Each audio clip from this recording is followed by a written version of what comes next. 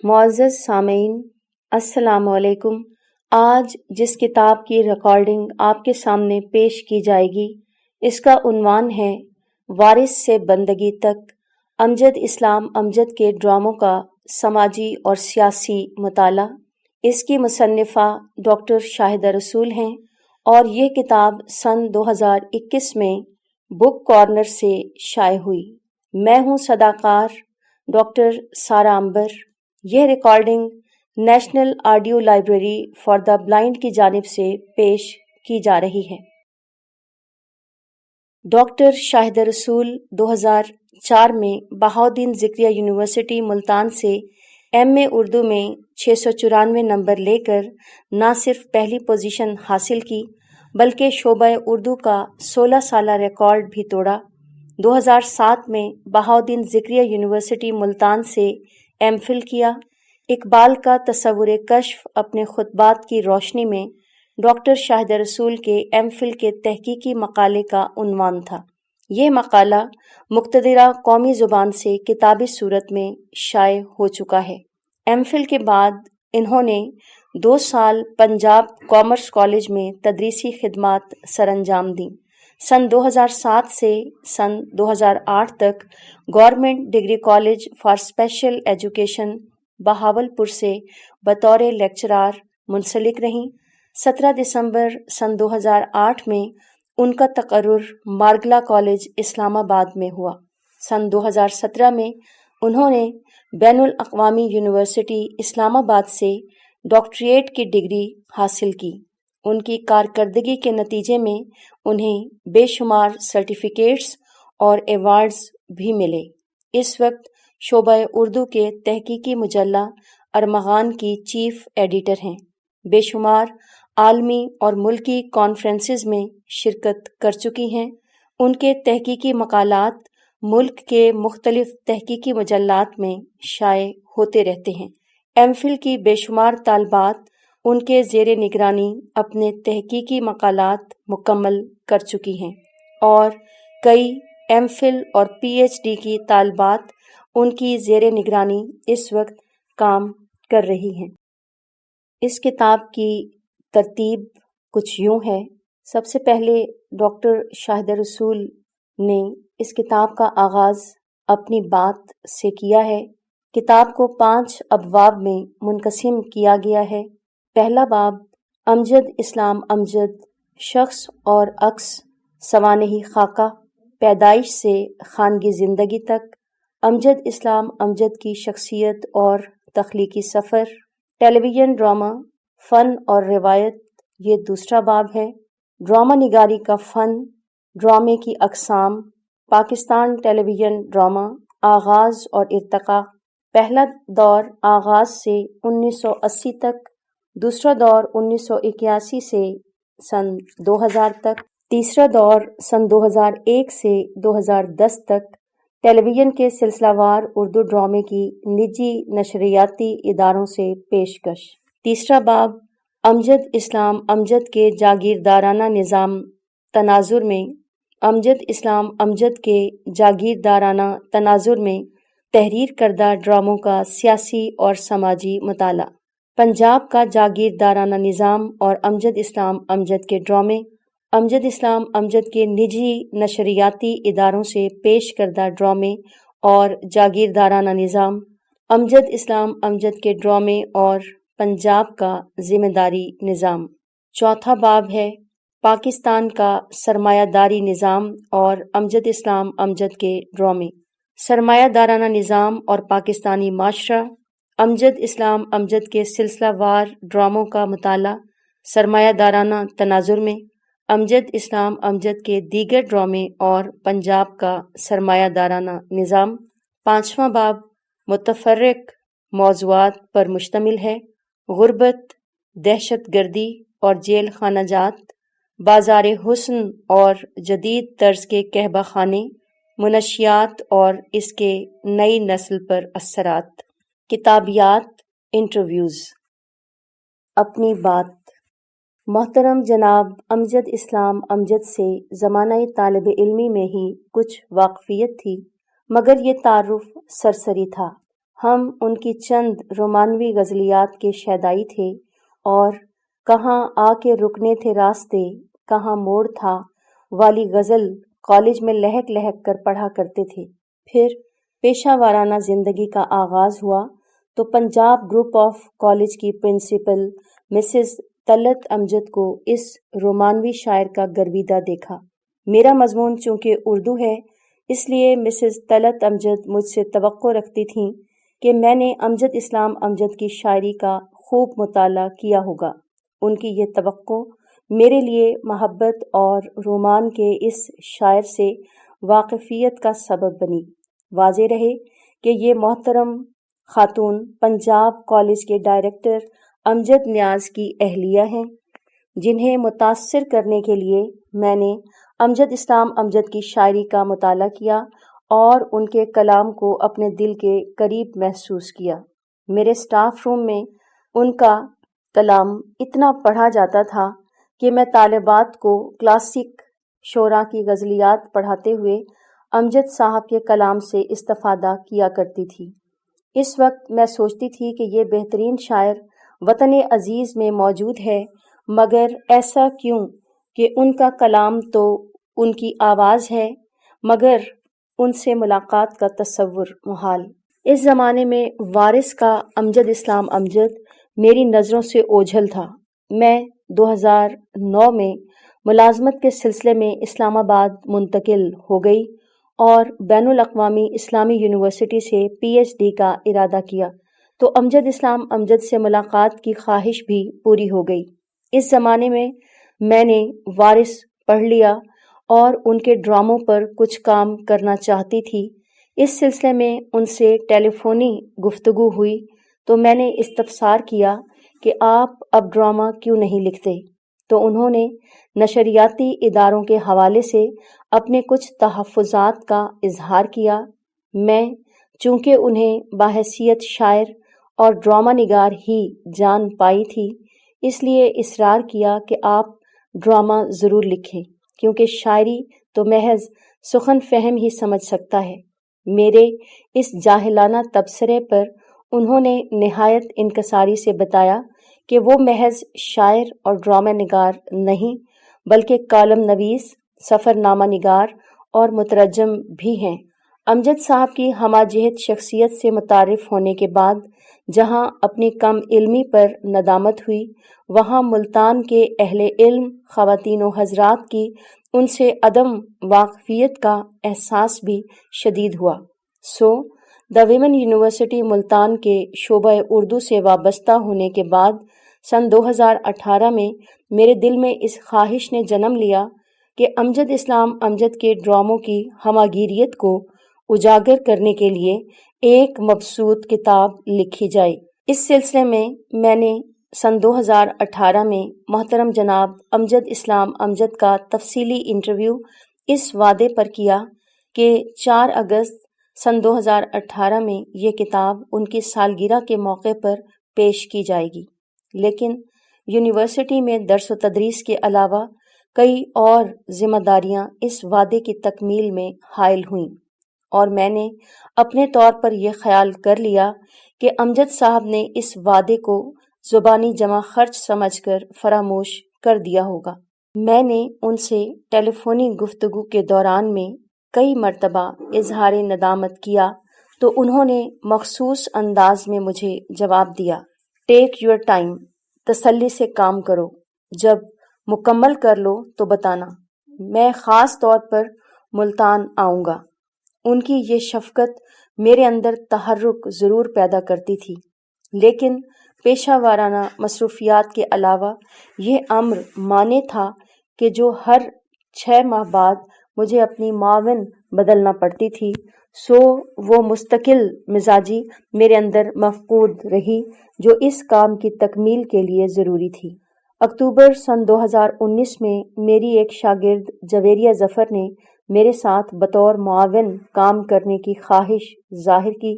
بحیثیت استاد میں اس کے اخلاص اور احساس ذمہ داری سے واقف تھی، سو اس امر کا خیال کیے بغیر کہ وہ میرے گھر سے بہت دور رہائش پذیر ہے، اسے اپنے ساتھ کام کرنے کی اجازت دے دی۔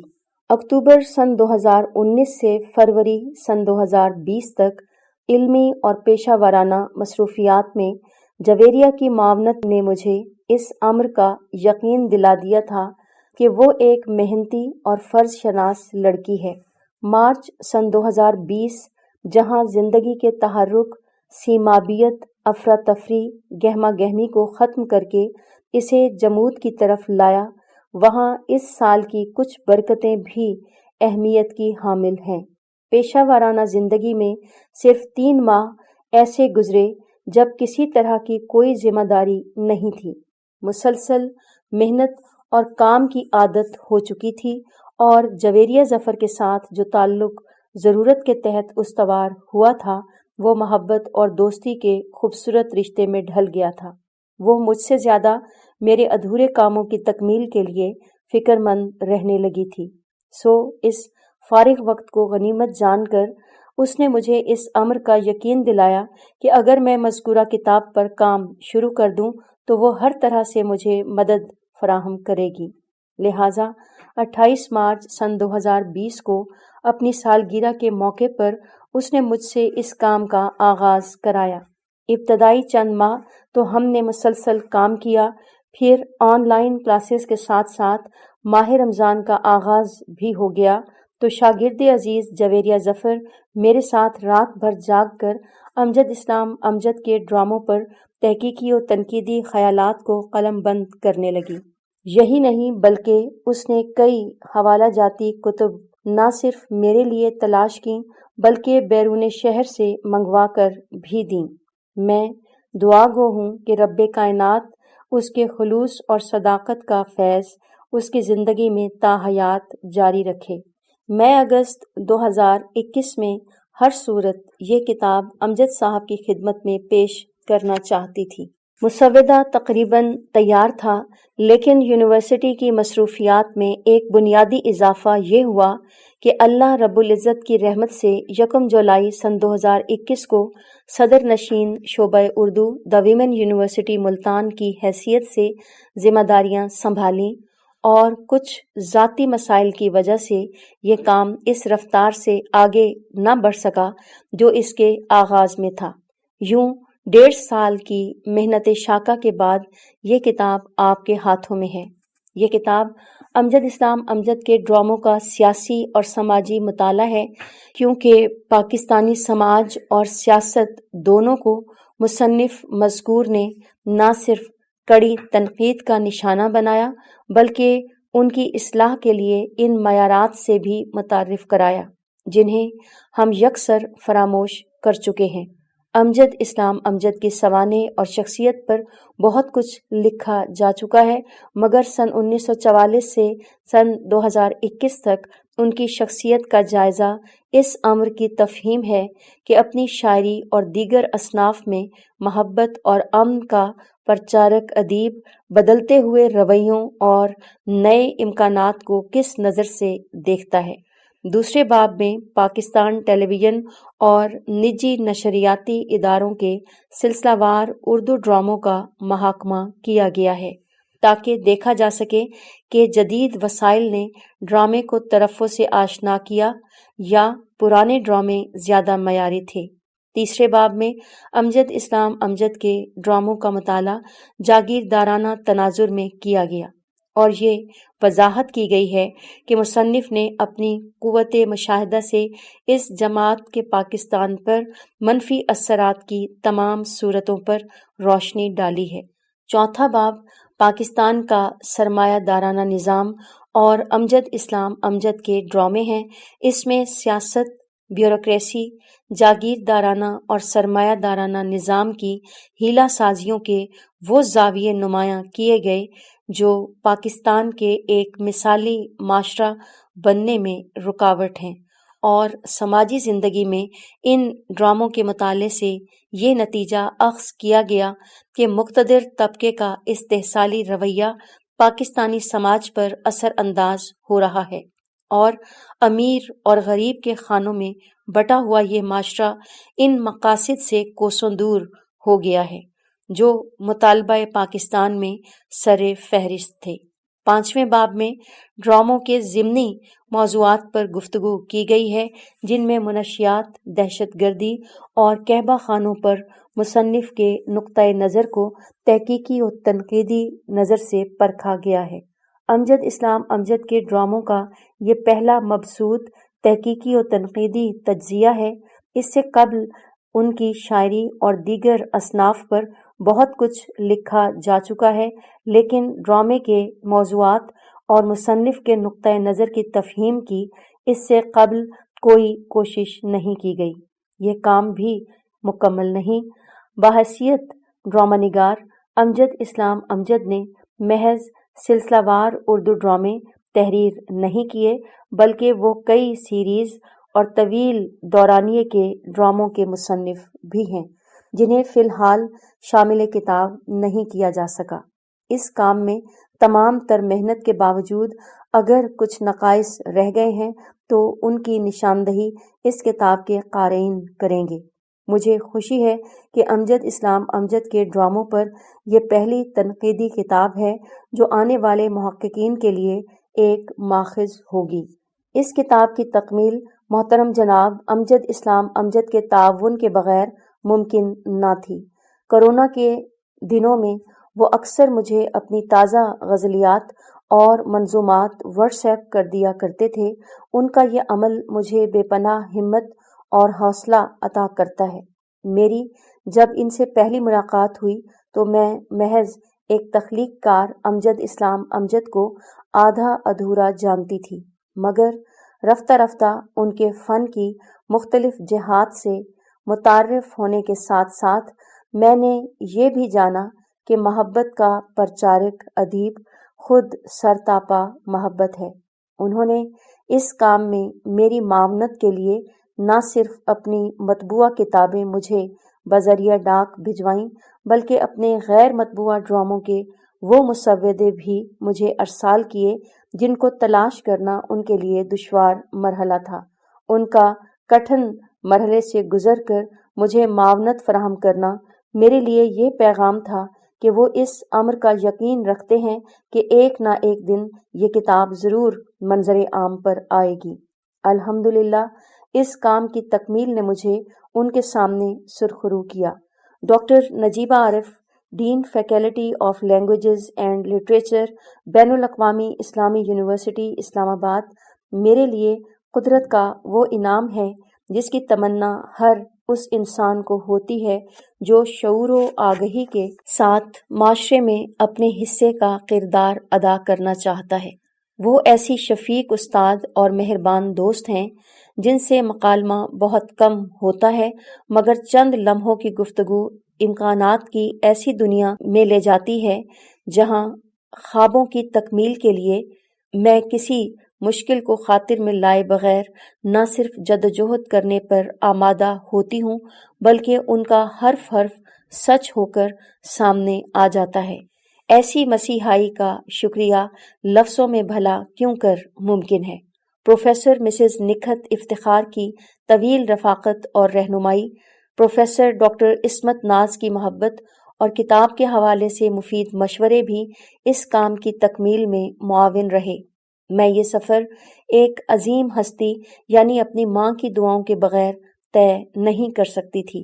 انہوں نے اس کتاب کی تکمیل کے لیے محض دعا ہی نہیں کی، بلکہ ناخواندہ بزرگ ہونے کے باوجود اس کتاب کے حوالے سے چھوٹی جزیات سے واقف ہیں۔ مثلاً کمپوزر نے کتنی غلطیاں کی، جویریہ حوالہ جات لکھنے میں کتنی کھپی، کتاب کہاں سے شائع کرائی، یہ سب تفصیلات انہیں زبانی یاد ہیں۔ میری بھانجی اقرا حمید اور بھانجے عثمان مجید کا بھی شکریہ، جنہوں نے محبت اور رفاقت کے ساتھ ساتھ اس کتاب کو مکمل کرنے کے لیے یوں پرسکون ماحول فراہم کیا کہ خاندان کی کسی بھی تقریب میں میری غیر حاضری پر یہ دونوں میری ڈھال بن جاتے تھے اور میرے کمرے تک کسی مہمان کو آنے سے سلیقے سے روک لیتے تھے کہ میں اپنا کام بروقت مکمل کر سکوں اور بالآخر میرا ننھا دوست حیدر عثمان دنیا میں آیا، جس کے ساتھ زیادہ سے زیادہ وقت گزارنے کی خواہش نے یہ کتاب مکمل کروائی۔ اس تمام اعانت کے بعد اگر اس کی تکمیل میں اشارہ غیبی شامل نہ ہوتا تو یہ کتاب کبھی منظر عام پر نہیں آ سکتی تھی۔ ڈاکٹر شاہد رسول، صدر نشین شعبہ Urdu, the women university Multan, 2 August 2021۔